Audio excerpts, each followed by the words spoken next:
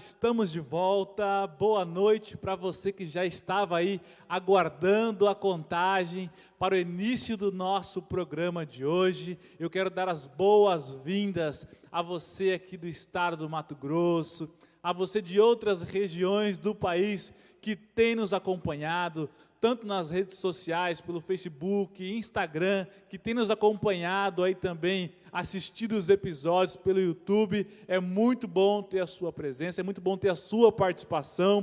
Quero mandar um abraço caloroso também para a nossa comunidade de amigos surdos, que sempre estão nos acompanhando, têm assistido a todos os episódios, têm compartilhado com os amigos também.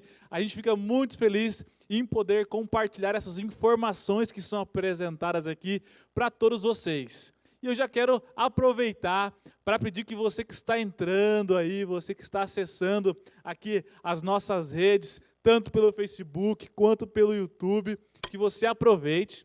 Você que está no Facebook, não esqueça de compartilhar. Aí no cantinho direito tem essa opção de compartilhar na sua timeline para que os seus amigos também possam assistir.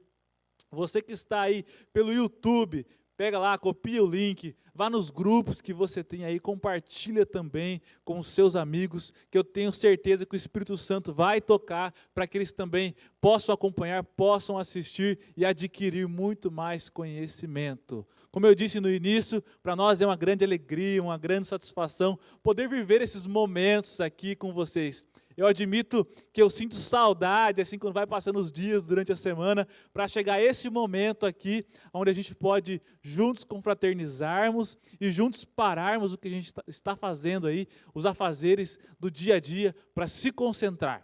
E eu também quero mandar um abraço aí para vocês. Eu sei que alguns, eles escrevem alguns pedidos de oração também. E eu quero mandar um abraço para esse pessoal que tem intercedido, que tem mandado os seus recadinhos. Muitos pedem por alguns amigos, muitos pedem pelos familiares aí. Eu quero dizer para você que nós sempre estamos aqui em oração. E você pode fazer o seu pedido aí também, que a gente quer orar por você. E enquanto você vai compartilhando, enquanto você vai convidando os seus amigos aí, não esquece de fazer isso, hein? Nós vamos ouvir a nossa música oficial para você, e aí já se preparar na sua poltrona, se preparar no seu sofá para a mensagem que vem daqui a pouco.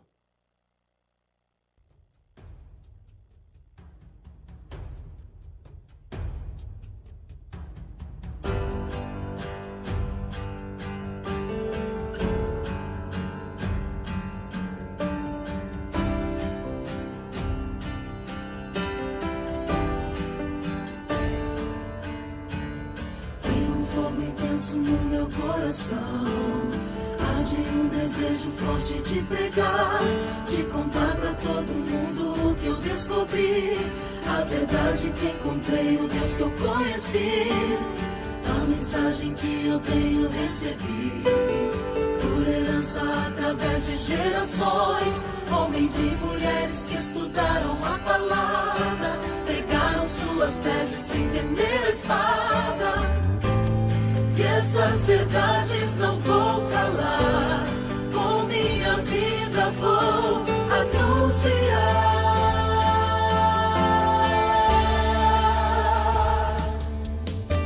Eu creio só no que está escrito na palavra, eu creio que sou salvo somente pela graça, creio que é só por Cristo e seu sacrifício. Creio que é só pela fé que eu sou justificado. Eu creio que só Deus merece ser glorificado. Creio com minha mente e coração, o mesmo amor naquela geração.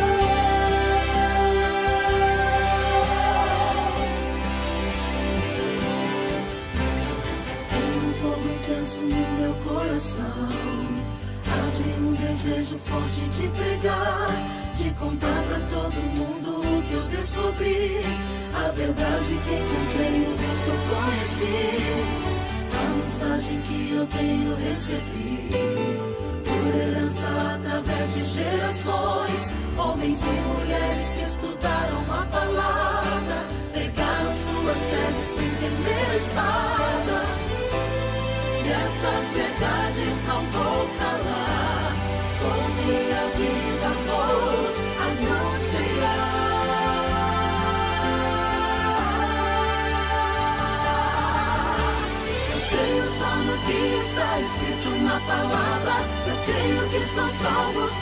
somente pela graça. Creio que é só por Cristo e seu sacrifício. Eu creio que é só pela fé que eu sou justificado. Eu creio que só Deus merece ser glorificado. Creio com minha mente e coração, com o mesmo amor daquela geração.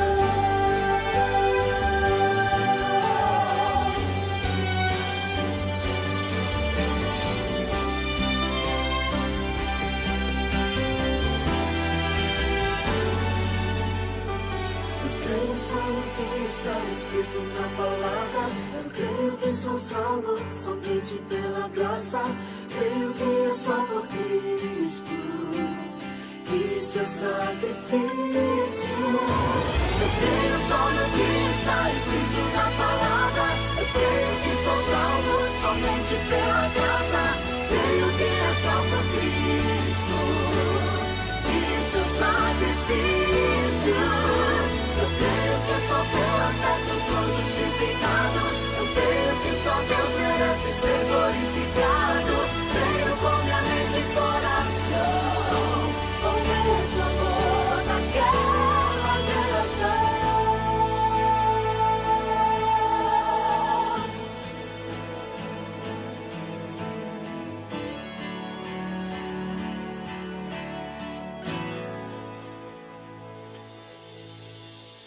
Já voltamos.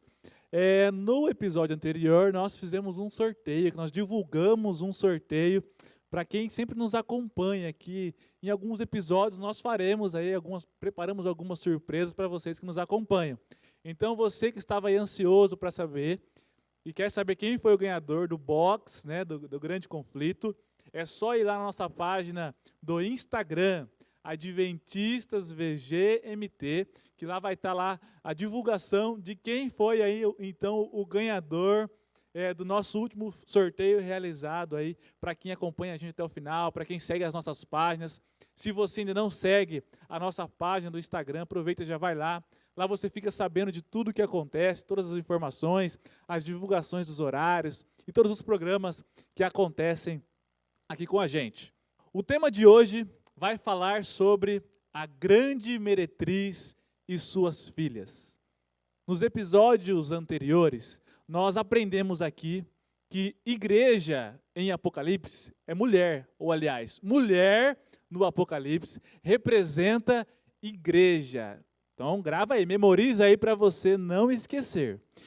Em Apocalipse 17, nós encontramos a grande meretriz e as suas filhas, ou seja, uma grande igreja e suas filhas. E algumas perguntas pairam no ar a partir daí.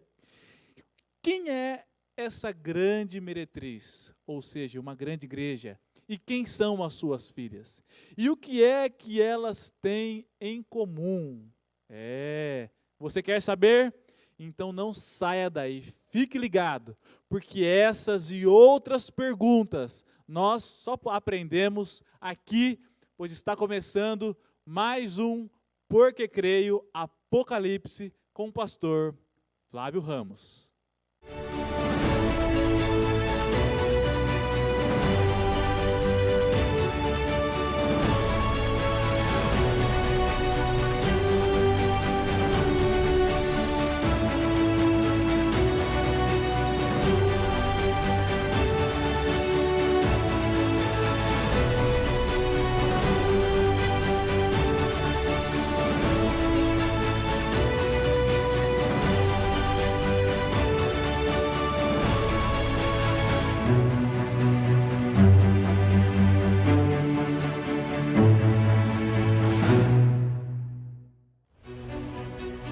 Olá, tudo bem com você?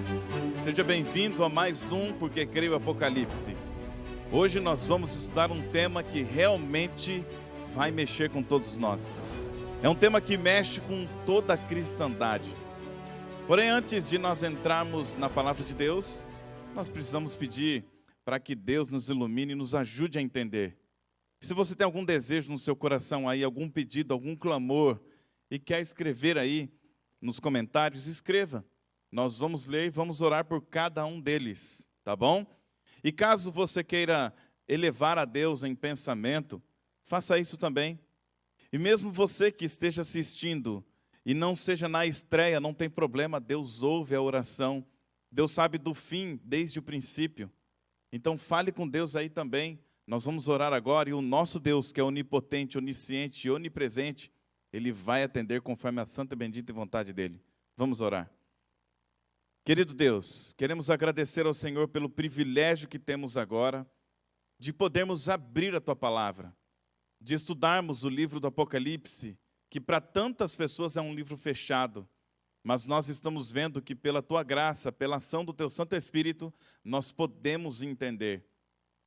Porém, antes de abrirmos, nós queremos rogar que o Senhor abra nosso coração, nosso entendimento, cubra-nos com a justiça de Cristo e perdoa nossos pecados, para que o Espírito Santo possa agir livremente em nossa vida. E também, Deus, quero colocar em Tuas mãos os pedidos que foram feitos, que estão sendo postos aqui nos comentários, e também aqueles que ficaram no coração.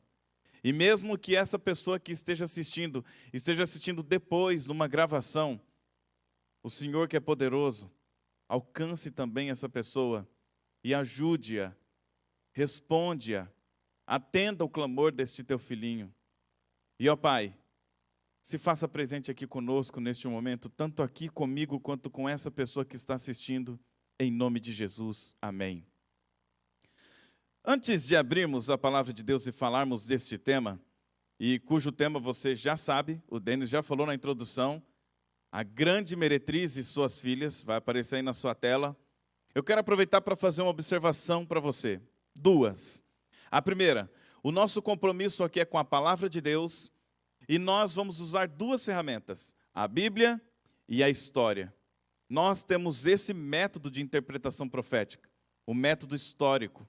Alguns usam o preterista, o futurista, mas nós preferimos usar o histórico, porque é justamente esse que Daniel utilizou em suas visões. Tanto em Daniel capítulo 2, com o sonho de Nabucodonosor, quanto em Daniel capítulo 7, com a visão dos 4 animais, ele usa o método histórico. Porque ali ele narra a ascensão e a queda dos impérios no decorrer da história. Então a história é um grande aliado para todos nós entendermos as profecias.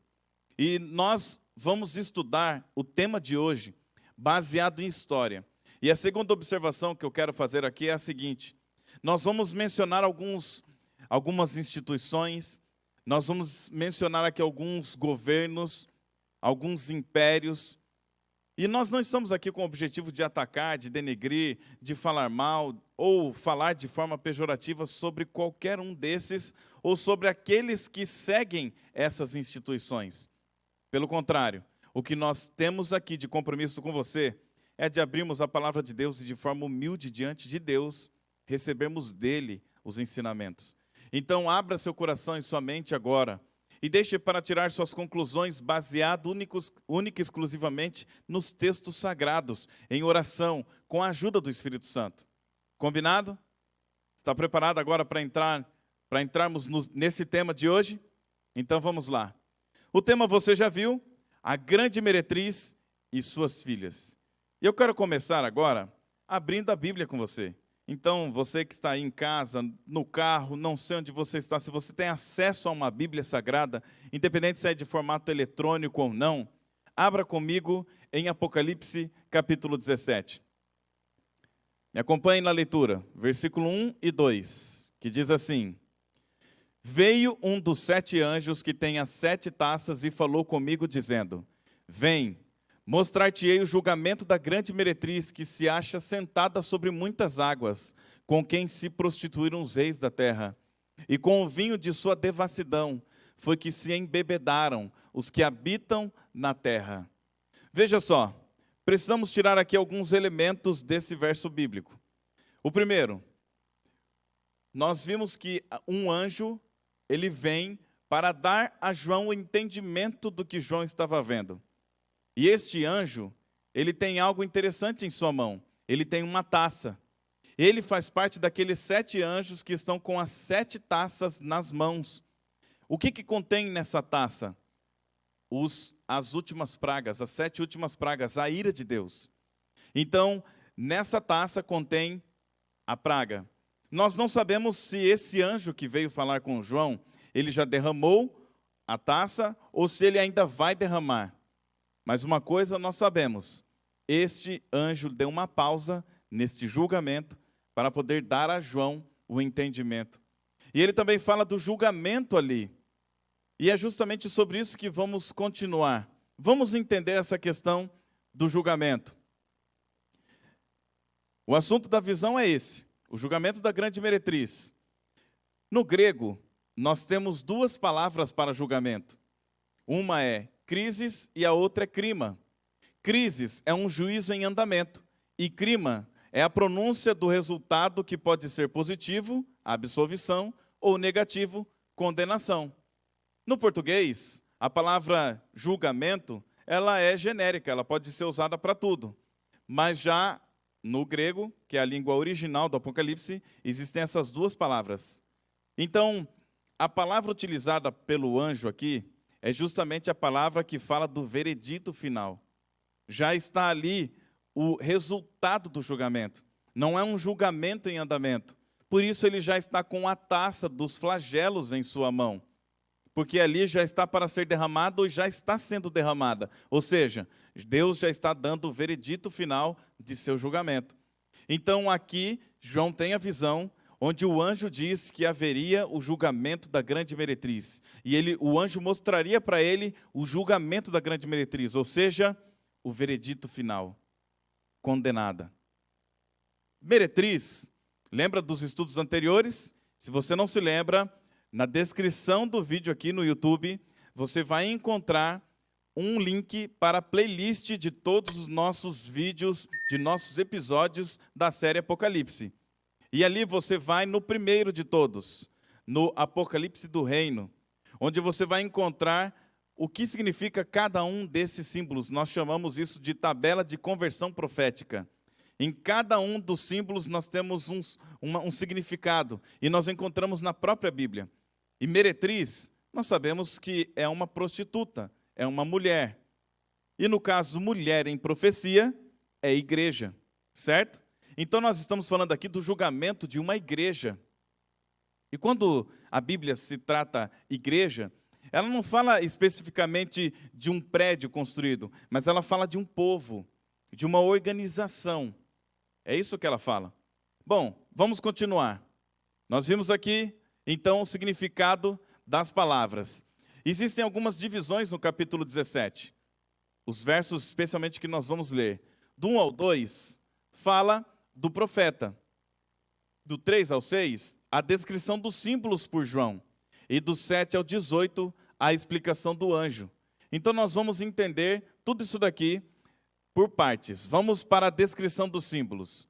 Em Apocalipse 17, versículo 3, diz assim: transportou-me o anjo em espírito a um deserto, e vi uma mulher montada numa besta escarlate, besta repleta de nomes de blasfêmia, com 7 cabeças e 10 chifres.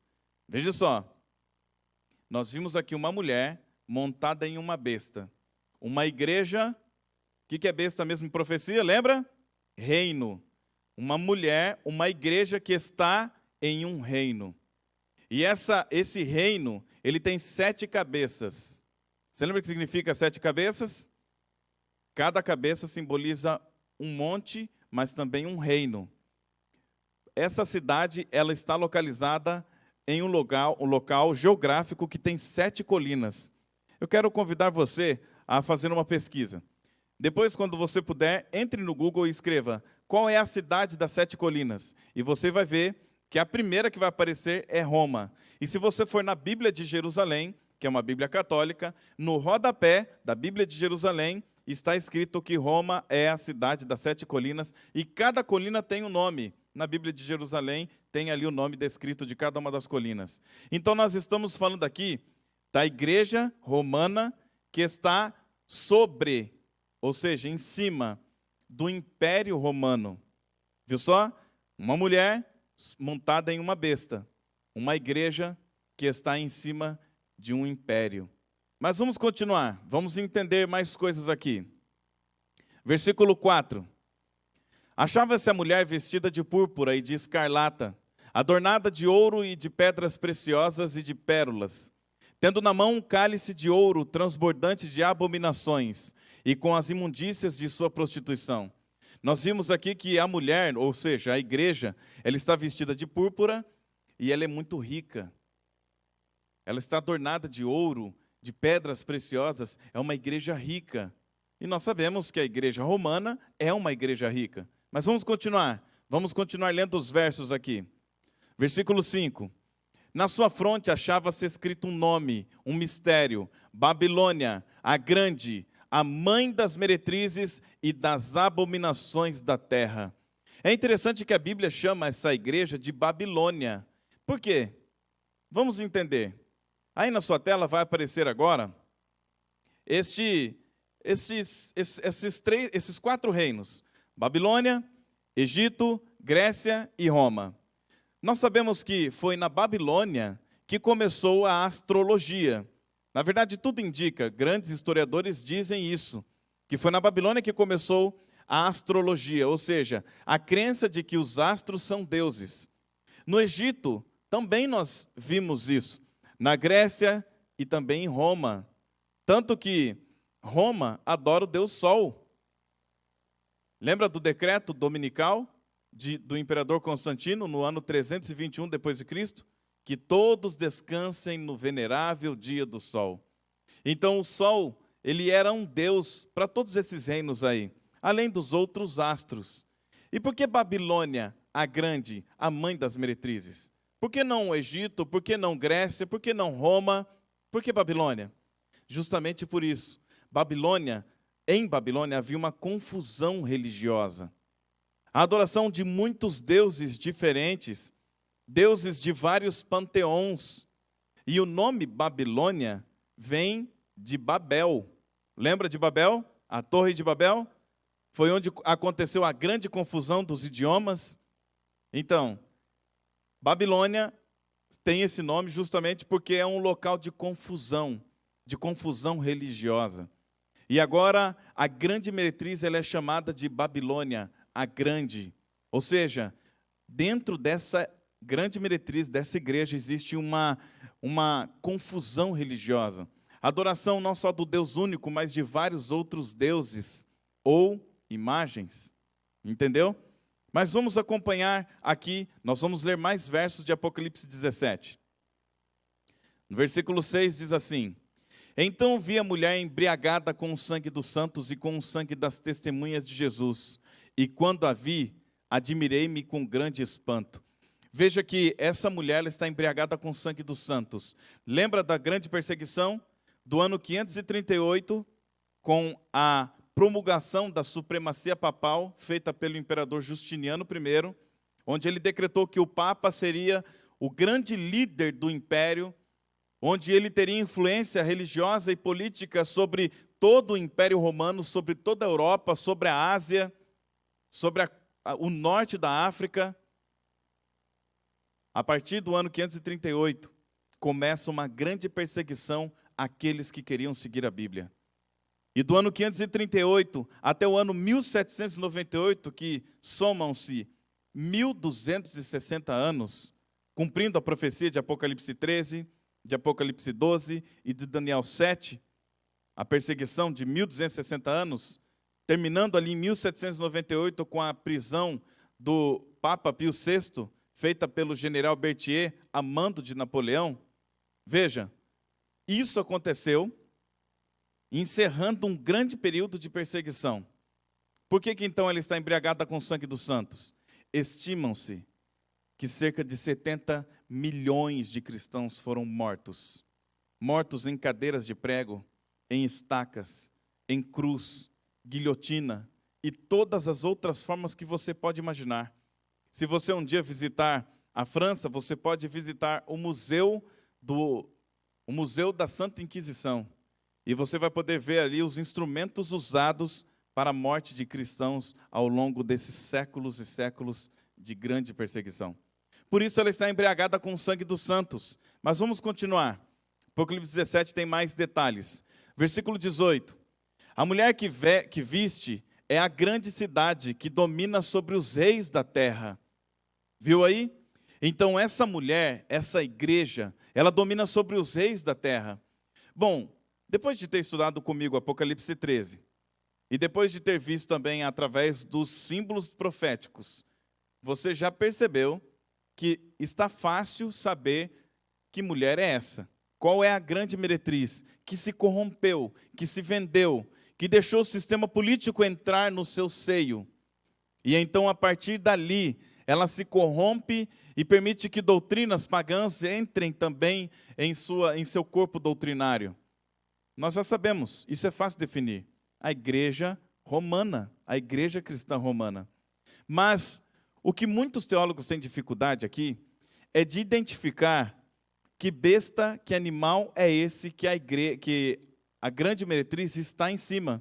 Porque no Apocalipse 17, nós vamos ver alguns detalhes agora, a partir dos versos que nós vamos ler, que realmente dá a entender uma coisa e depois da outra. Mas você já vai entender, tudo vai ficar claro com o tempo, porque nós vamos traçar um paralelo com o que nós já estudamos e você vai conseguir entender. Vamos prosseguir.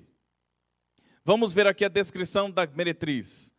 Descrição número 1, ela está sentada sobre muitas águas. Lembra o que significa água? Povos, multidões, nações e línguas. Então, ela está estabelecida em um local populoso, ou seja, na Europa. Se prostituiu com os reis da terra. Esse é o ponto número 2. Nós vimos isso. Ela fez alianças políticas e aceitou muitas crenças pagãs que entrassem em seu seio. Número 3.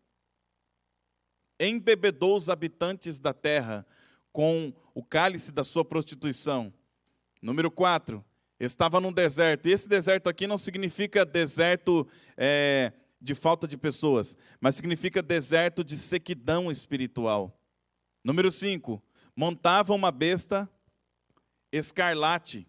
Se você for em Isaías, você vai ver que escarlate está ligado a pecado. Número 6. Vestida de púrpura, ouro e pérolas. Uma igreja rica. Número 7. Na fronte estava escrito Babilônia, a grande, a mãe. Número 8. Embriagada com o sangue dos santos. Já falei da grande perseguição aqui. E número 9. A grande cidade que domina. Você percebeu aqui todos esses detalhes? Percebeu que tudo isso daqui amarrou, então nós sabemos agora identificar qual é a grande meretriz?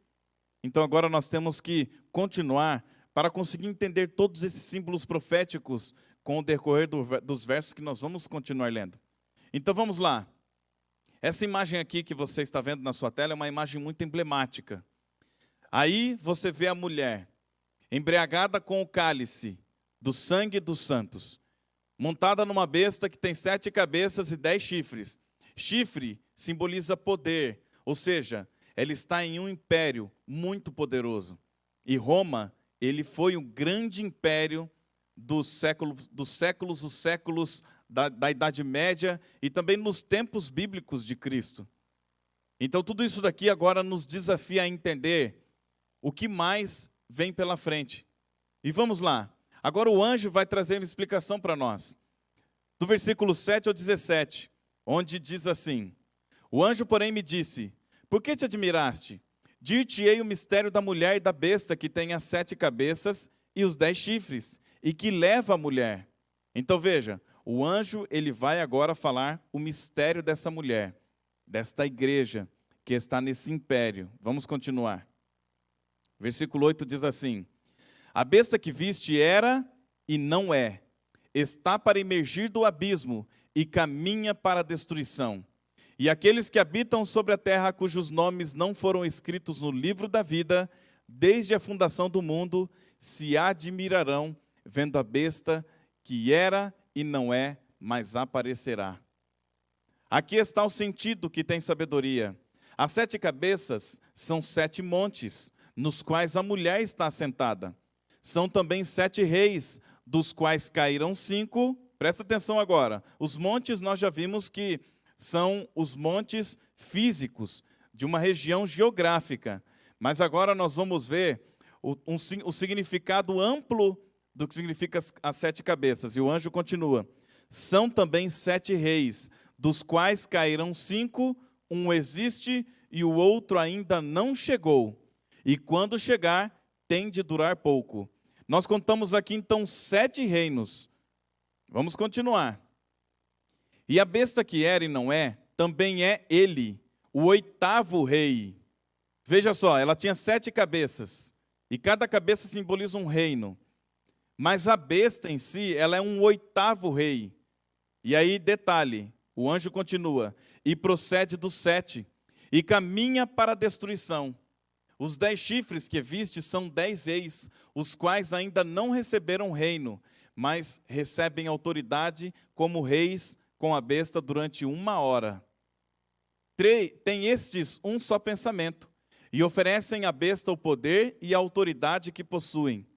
Pelejarão eles contra o cordeiro, e o cordeiro os vencerá, pois é o Senhor dos senhores e o Rei dos reis. Vencerão também os chamados eleitos e fiéis que se acham com ele, porque em seu coração incutiu Deus que realizem o seu pensamento. O executem a uma e deem à besta o reino que possuem, até que se cumpram as palavras de Deus. Vamos ver aqui, veja só, olha para mim aqui. Você percebeu que existem muitos detalhes. Então nós separamos aqui alguns pontos que eu quero apresentar para que você possa entender que detalhes são esses. Perceba que agora você vai usar todas aquelas ferramentas que você recebeu ao longo de nossa série. Agora você vai conseguir entender muita coisa que você não entendia. Através dos símbolos proféticos, você vai conseguir abrir o livro que muitos consideram fechado. Está preparado? Vamos entender então agora a explicação do anjo? Acompanhe comigo esses pontos que nós separamos para você. Veja a descrição da besta.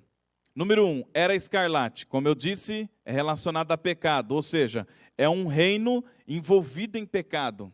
Número 2, nomes de blasfêmia. Nós já vimos também nos episódios anteriores que blasfêmias são pecados cometidos por rei ou por líder que quer tomar o lugar de Cristo ou se opõe a Cristo. Número 3, tem 7 cabeças. Número 4, 10 chifres. 5, era e não é, está para emergir do abismo e caminha para a destruição. 6, é também o 8º rei. 7, recebe a autoridade dos 10 chifres. 8, a besta e os 10 chifres odiarão a meretriz. E 9, o reino será dado à besta. Eu quero pegar o número 8 aqui, pinçar o número 8 e falar uma coisa para você. Você percebeu que esses reinos, eles serão contra a besta, eles odiarão a besta, eles se voltarão contra a besta. Então, preste atenção. Ali haverá uma ruptura entre a mulher e os reinos, entre a grande meretriz e os reinos. Os reinos se voltarão contra ela. Sabe por quê? Porque ela enganou as nações. Ela pregou muitas mentiras. E o que acontece então? Todos aqueles que seguiram as suas mentiras, se voltarão contra ela. Aqui cai por terra algumas teorias apocalípticas. Eu não vou entrar nelas, porque senão vai acabar fazendo uma confusão na sua mente. Existem muitas teorias. E a que eu vou mostrar para você agora, a interpretação que eu vou mostrar, é a que eu humildemente considero a mais sensata, mas também já percebi que muitos grandes teólogos consideram esta a mais sensata, a que mais consegue chegar próximo do entendimento total desta profecia. Ainda não se esgotaram. Nenhum teólogo ainda conseguiu esgotar toda essa profecia. Mas o que nós vamos ver aqui agora é a que eu encontrei que traz mais evidências bíblicas e históricas para entendermos o significado desses versos que nós lemos, da explicação do anjo. Então vamos continuar. Vamos prosseguir. Apocalipse 17, 8, esse verso aqui, veja de novo, nós já lemos, mas é bom nós lermos porque tem uma parte importante aqui para nós. A besta que viste era e não é, está para emergir do abismo e caminha para a destruição. Ponto final. E aqueles que habitam sobre a terra, cujos nomes não foram escritos no livro da vida, desde a fundação do mundo, e se admirarão vendo a besta que era e não é, mas aparecerá. Veja comigo.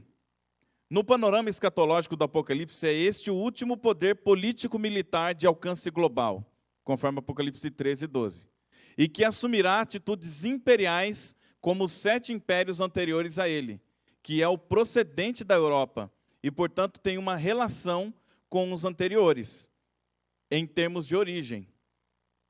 E olha, outra coisa, presta atenção. Sendo que as cabeças da besta escarlate representam 7 impérios mundiais, olha para mim. Agora, tudo isso que está escrito eu vou falar para você. Vamos lá. Lembra que são 7 cabeças? Lembra que o apóstolo João ali na visão, ao relatar, ele diz que 5 já se foram, e 1 existe, e ainda o outro virá. Ou seja, 5 já se foram, João está vivendo no período do 6º, e ainda virá um outro que ainda não existe. Quais são os 5 impérios que assolaram o povo de Deus, que perseguiram, que maltrataram o povo de Deus? Eu já falei aqui, mas vou repetir. Egito, Assíria, lembra esses reinos aqui, perseguindo o povo de Deus? No Antigo Testamento você encontra muito sobre eles. Então vamos lá, Egito, Assíria, Babilônia, Medo-Pérsia e Grécia. 5. Esses 5 reinos são descritos em Daniel, tanto no capítulo 2 quanto no capítulo 7. E qual era o 6º reino onde João estava localizado? Qual era o império que estava dominando no momento? Roma, o 6º império. E que 7º império era esse que virá? Era o Império Papal. Entendeu? Que começa a partir do ano 538. Na verdade, tudo começa no ano 313, quando o imperador Constantino I promulga o Edito de Milão. Esse Edito de Milão, ele faz com que todas as religiões agora sejam livres para exercer suas crenças, e a cristã passa a ser a religião oficial do Reino de Roma, onde o Papa Silvestre batiza o imperador Constantino. Então, tudo isso que eu estou falando é histórico. Então, João está vivendo no momento do Império número 6, o Império Romano. Mas só a partir do ano 313 que o Império religioso começa a ganhar corpo, e no ano 538, com o Imperador Justiniano I, é que surge, então, o decreto onde o Papa se torna supremo sobre todos os reinos. E então, Roma papal começa a ser o novo império. Esse é o 7º império. Mas nós lemos também que existe o 8º rei. E que 8º rei é esse? Eu já vi pessoas contarem o número de papas desde a ferida mortal, do ano de 1798, lembra da ferida mortal? Por isso é importante você assistir todos os episódios, senão você vai ficar perdido aí. Então, quando a besta recebe a ferida mortal, ou seja, quando a Igreja Católica praticamente acaba com a morte do Papa Pio VI, a mando de Napoleão Bonaparte, pelo general Berthier, o que acontece? A partir dali, alguns teólogos contaram 8 papas. Mas acontece que quando Ratzinger assume o Papa Bento XVI, depois, em pouco tempo, ele sai do papado. Ele renuncia ao papado. E aí, então, entra o Papa Francisco, o atual Papa. A partir da renúncia desse Papa, essa teoria dos 8 reis caiu por terra, sendo papas. E agora eu quero falar uma coisa aqui importante para você. A Bíblia, especialmente Apocalipse e Daniel, nunca menciona pessoas. Então nós não podemos falar o Papa X ou o Papa Y, que é o rei, o 8º rei, o 7º rei, não. A Bíblia, ela menciona, na verdade, instituições e governos. Então, independente do homem que esteja no poder, o que importa é aquele império. Pode ser quem for, é o império que vai cumprir a profecia. Entendeu? Então não podemos denominar o Papa X, o Papa Y, o presidente X, o presidente Y. Esse é o rei, esse é o 8º rei, esse é o 7º, não podemos. Então, feita essa observação, vamos entender melhor então o que significa tudo isso. Vamos lá. Na sua tela aí você vai ver agora o que nós vamos entender juntos. Nós estamos vendo, foi fácil decifrar quem é a grande meretriz, Roma papal. Porque foi ela quem se corrompeu. mudou o mandamento de Deus, mudou as leis, as doutrinas, as tradições passaram a ser mais importantes do que os mandamentos de Deus, do que a vontade de Deus. A vontade do líder religioso passou a ser mais importante do que a vontade de Deus. E ele se colocou no lugar de Deus, até para perdoar pecados. E perseguiu e matou milhões de cristãos. Então, nós sabemos quem é essa grande meretriz. Mas quem é o oitavo rei? Aí nós chegamos a uma grande conclusão: os Estados Unidos. Você se surpreendeu com isso? Deixa eu te explicar. Depois de Roma, nunca mais nós tivemos um império que tivesse alcance global.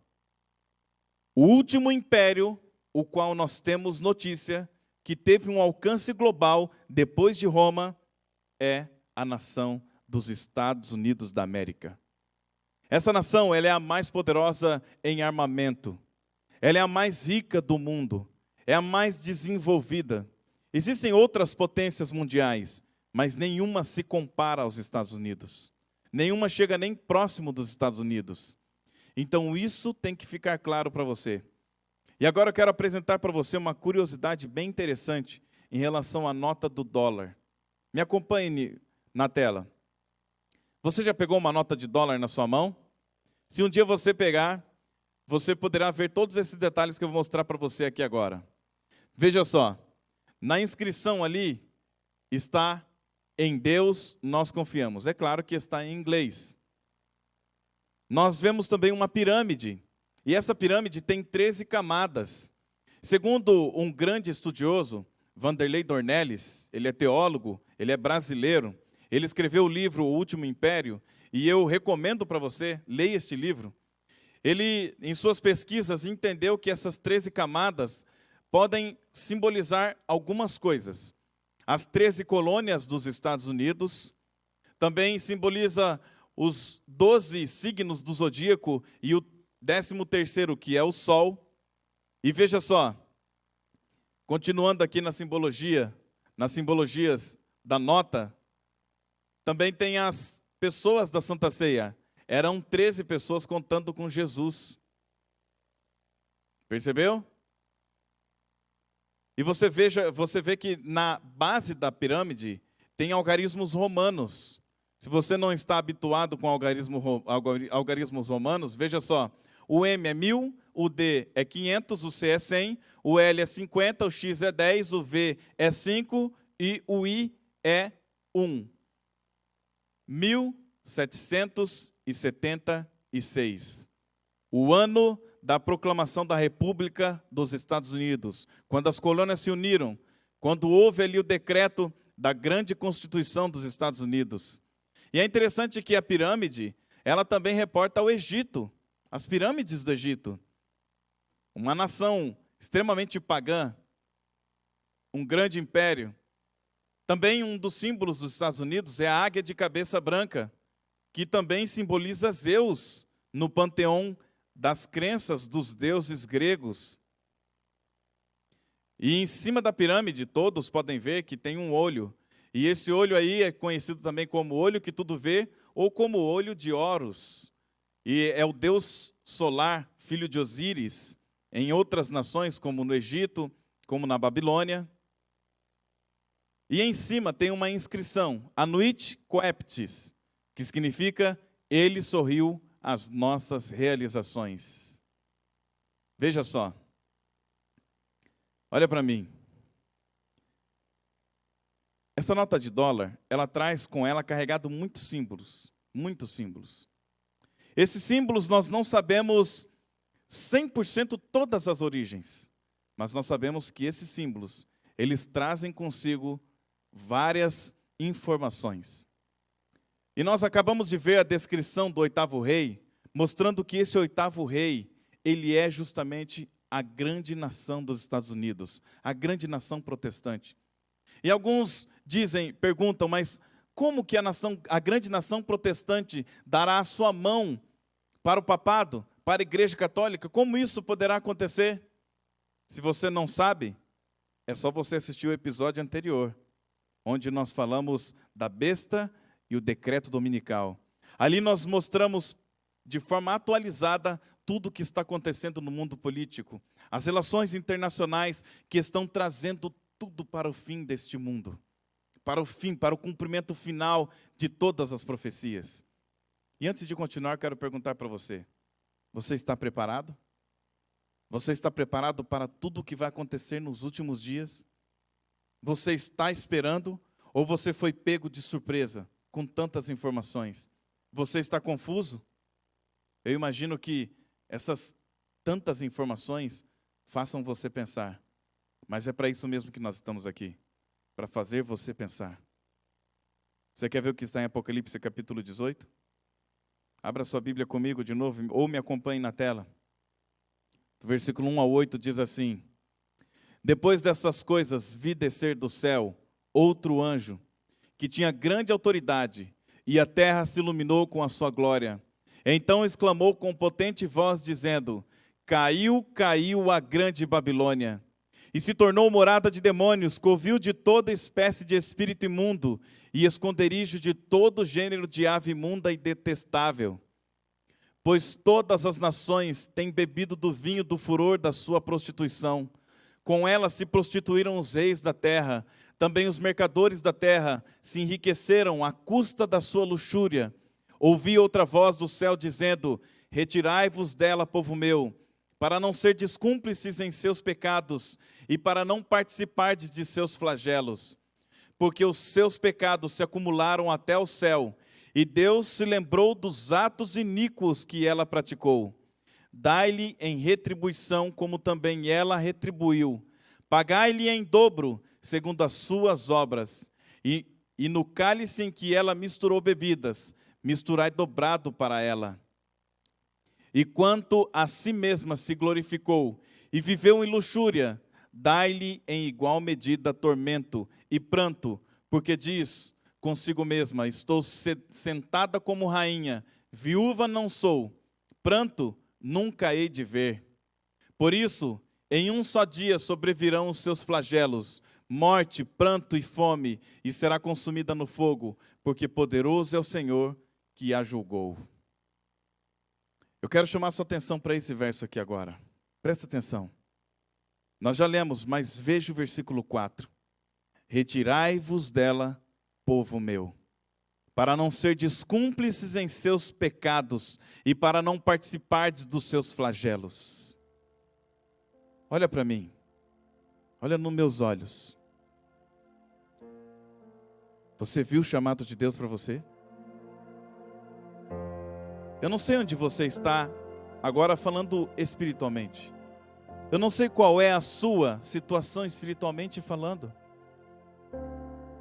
E talvez você ainda esteja com a seguinte pergunta: tudo bem, eu entendi qual é a grande meretriz, mas quem são as filhas dela?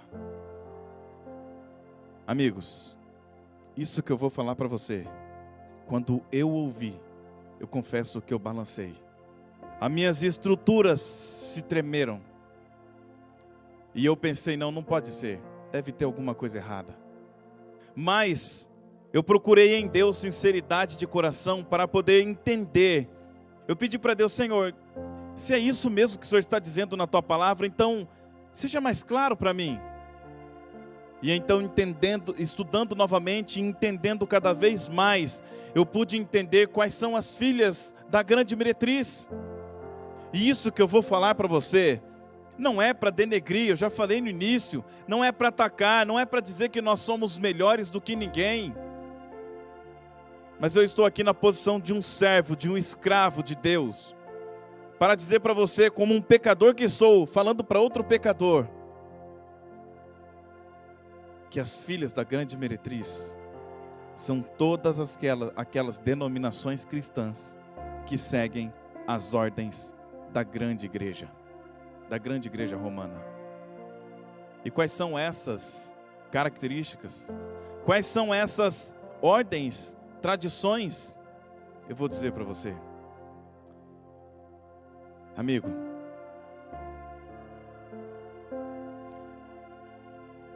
o domingo não é um mandamento de Deus. Eu desafio você a ler toda a Bíblia e você não vai encontrar um só versículo bíblico que diga que você deve guardar o domingo no lugar do sábado. O domingo foi promulgado, como eu disse, lá em Roma, no ano 321 depois de Cristo, pelo imperador Constantino. E a partir dali, com aquele decreto, os cristãos que não guardavam eram perseguidos e mortos. Mas aqueles que queriam tranquilidade e segurança, então eles guardavam para ficar em paz com a grande igreja romana. E não eram mortos, não eram perseguidos. E nós vimos o Papa João Paulo II escrevendo uma encíclica, Dies Domini. Depois você pode procurar no Google, você encontra lá na íntegra. São poucas páginas e eu desafio você a ler. Você vai ver que o Papa diz que o domingo é o dia do Senhor e que os cristãos devem guardar esse dia. E então esse atual Papa, o Papa Francisco, ele escreveu uma encíclica mundial, porque do Papa João Paulo para trás, todas as encíclicas eram escritas apenas para o povo católico. A partir do Papa Francisco, a encíclica foi escrita para todo o planeta, independente da denominação, porque ele escreveu numa linguagem, independente da religião inclusive, ele escreveu numa linguagem abrangente. Ele falou que o domingo é o dia do Senhor, mas o domingo é o dia da família, é o dia do ecossistema, de cuidar da natureza, entendeu? E que nós devemos guardar o domingo. E nós vemos muitas questões cardeais, grandes cardeais da Igreja Católica, falando que o domingo trata-se de uma autoridade romana. E todos aqueles que guardam o domingo de outras denominações estão obedecendo à grande autoridade da Igreja Mãe, da Igreja Católica. Você percebeu quem são as filhas da Igreja da Grande Meretriz? Isso que eu não falo para atacar, para atingir, mas eu falo para esclarecer. João 8,32, e conhecereis a verdade, e a verdade vos libertará. E agora nós vimos em Apocalipse 18,4, você leu aí na sua tela, nós acabamos de ler: retirai-vos dela, povo meu, para não serdes participantes de seus flagelos. Deus, ele tem um povo, e o povo dele não é a Igreja Adventista do Sétimo Dia. O povo dele é um povo que está espalhado por todas as denominações. Aquelas pessoas que são sinceras de coração, pessoas que adoram a Deus em espírito e em verdade, pessoas que quando leem na palavra de Deus que devem fazer isso, elas seguem. Pessoas que comparam o que o pregador prega com a palavra de Deus. E muitos, eu sei, muitos têm me procurado, dizendo: pastor, eu não aguento mais. Eu não aguento mais porque lá onde eu frequento, quando eu leio na Bíblia, está diferente, está ao contrário. A minha igreja não segue o que está na Bíblia, o que eu faço? Eu sempre respondo: siga a Bíblia. Eu não digo venha para a minha igreja, eu digo siga a Bíblia. E se ela quiser vir à nossa igreja, com certeza, estamos de braços abertos. Mas você está entendendo o recado que eu quero dar para você? Não é a Igreja Adventista do Sétimo Dia que vai salvar você. É Jesus que salva. Mas nós temos que ter a Bíblia, a palavra de Deus, como base da nossa fé. É isso que nós temos que ter. E se algum pastor, algum sacerdote, algum líder, algum pregador, algum missionário, algum apóstolo falar diferente do que está no Evangelho, o apóstolo Paulo diz: é anátema, ou seja, é anulado, não serve, não presta. Se um anjo aparecer para você, o apóstolo Paulo fala, e pregar um evangelho diferente desse, não acredite. Um anjo, Satanás aparecerá no final dos tempos, como um anjo de luz, e enganará, se possível, os próprios escolhidos. Jesus disse isso. Tudo que eu estou dizendo aqui para você não é para te alarmar de forma que você fique neurótico, desesperado e agora eu estou perdido. Não, mas é para abrir seu entendimento, é para você ver que você está diante da verdade, da pura e simples verdade da palavra de Deus. E Deus está chamando você: sai dela, povo meu. para não serdes participantes de seus flagelos. E quando Deus fala, sai dela, povo meu, Ele não está falando só sai da meretriz, mas também de suas filhas. Pesa sobre meus ombros pregar sobre isso. Mas se eu não pregar, se eu não falar, Deus vai cobrar de mim. Então eu prefiro agora falar e até correr o risco de ser mal interpretado do que ficar em silêncio e ser cobrado por Deus. Grande responsabilidade pesa sobre os ombros daqueles que estudam e conseguem compreender os textos sagrados. Mas tem mais um texto que eu quero ler com você. 2 Samuel capítulo 22, 31 diz assim: o caminho de Deus é perfeito, a palavra do Senhor é provada, Ele é escudo para todos os que nele se refugiam. Amém?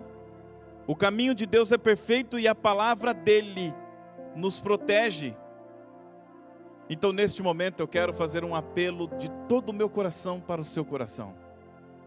Como é que você está se sentindo agora? Você está se sentindo um pecador? Você está se sentindo um miserável? Porque você, durante todo esse tempo, você foi enganado?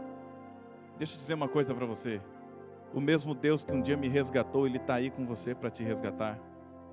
O mesmo Deus da Bíblia que abriu o meu entendimento, está abrindo o seu para entender essas sagradas verdades. E sabe, não é momento de ter orgulho. Esse momento agora é um momento de eu e você nos quebrantarmos diante do nosso Deus. Essa é a fórmula da vida, que resiste a qualquer tentação. É buscarmos a palavra e nos render em oração. Essa é a fórmula da vida. Então se você agora se sente em pedaços pelos pecados ou pelos enganos, saiba, Deus está aí com você para restaurar a sua vida. E eu quero neste momento, enquanto o Gerson vai cantar esta canção, pedir para você colocar diante de Deus a sua decisão. E qual é ela? Qual será a sua decisão? Você decide agora dizer: Senhor, eu quero ser fiel ao Senhor. Se essa é a tua verdade, eu quero, eu aceito.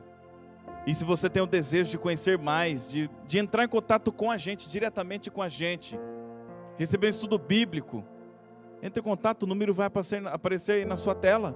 Entre, nós teremos um imenso carinho, nós estaremos de braços abertos para acolher você, para tirar suas dúvidas, para conseguir responder as suas perguntas. Não somos os donos da verdade, mas a Bíblia é a verdade. Tá bom? Então eu convido você a fazer isso. Entre em contato com a gente. Estamos aqui de braços abertos para acolher você, para atender você e para tirar as dúvidas e te ajudar no que for preciso. É um pecador com outro pecador. E o nosso pastor é Jesus Cristo. Tá bom? Então, neste momento, tome essa decisão. E se você já é batizado, já é um cristão que segue a verdade, ore a Deus agora e refaça a sua aliança com Ele. Peça perdão a Ele dos seus pecados. Enquanto isso eu vou orar aqui por você. Mas eu peço que você também ore por você tomando essa decisão aí dentro do seu coração. Em nome de Jesus.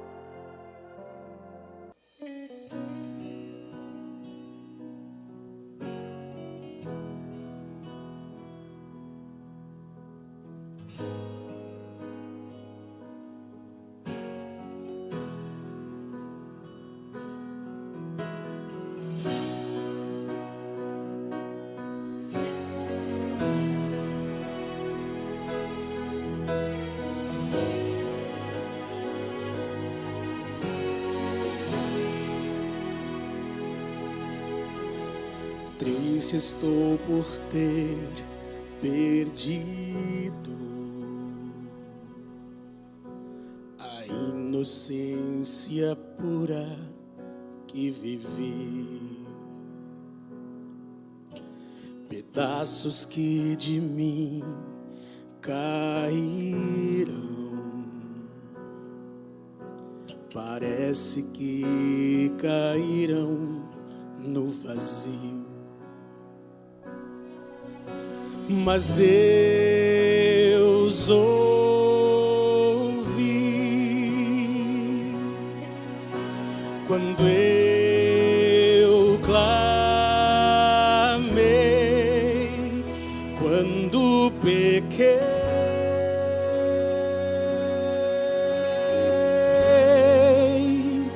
É feliz quem já chorou ao perceber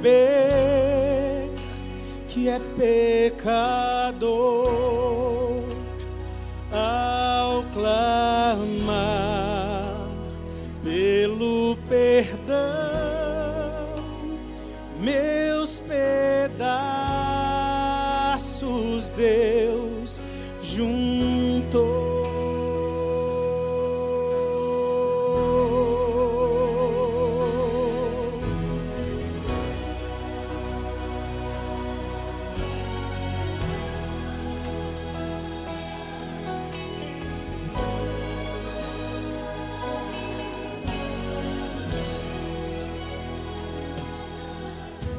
Tão longe caminhei sem ter Deus, até o respeito próprio eu perdi,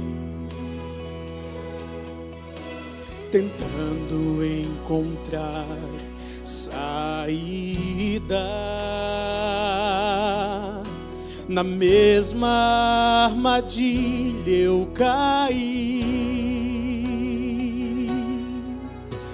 mas Deus ouviu quando eu clamei, quando pequei.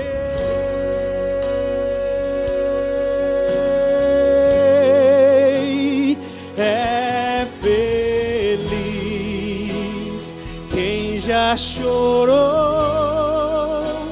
ao perceber que é pecador, ao clamar pelo perdão, meus pedaços Deus juntou.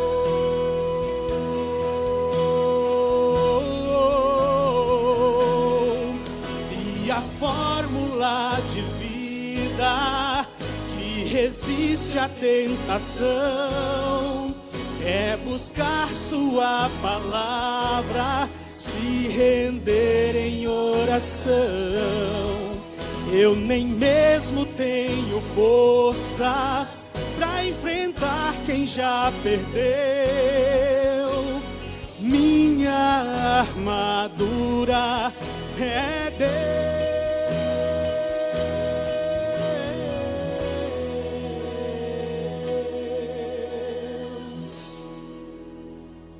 É feliz quem já chorou ao perceber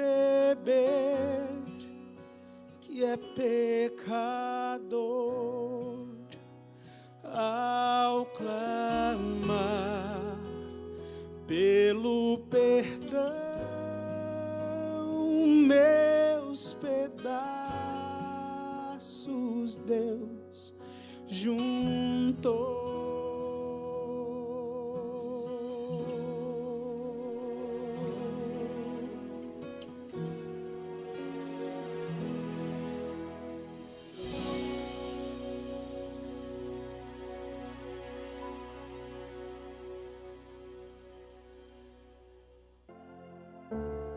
Amém. Louvado seja Deus. Tenho certeza que você tomou decisão, né? Lembre-se, Deus, Ele tem sempre uma forma de resgatar e de restaurar a vida dos seus filhos. E Ele está aí com você para isso. Então, se você estava pensando em fazer uma bobagem, se você estava pensando até em tirar a própria vida, não faça isso. Jesus pagou um preço caro por você, para que você viva em abundância. João 10:10. Deixa Jesus transformar a sua vida. Deixa Ele reunir os seus pedaços e refazer a sua vida em nome de Jesus. Vamos orar. Querido Deus, obrigado pelo privilégio que tivemos agora de entender um pouco mais a Tua palavra. É um assunto pesado. Pesado porque o engano está tomando conta do mundo. E muitas pessoas estão agora enganadas, mas este meu irmão que assistiu comigo, que estudou comigo, ele está sendo liberto desses enganos. E eu quero pedir que o Senhor continue a obra que o Senhor começou na vida deste teu filho. Que o Senhor proteja ele de todo mal.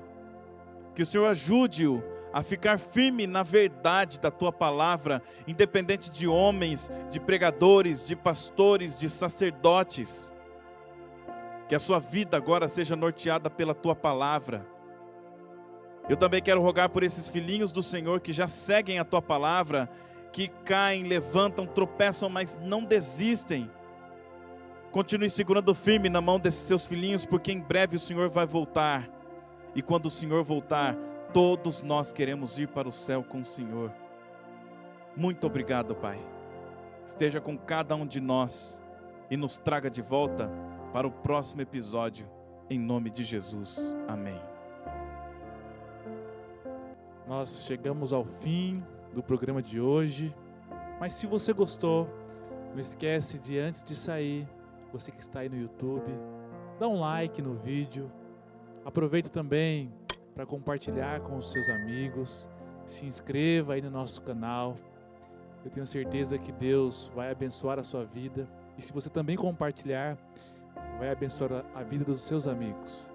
A gente vai ficando por aqui, mas domingo que vem a gente volta e a gente espera por você, para que você continue acompanhando e aprendendo ainda mais sobre assuntos tão importantes que vai te ajudar na sua jornada e na sua caminhada até o céu.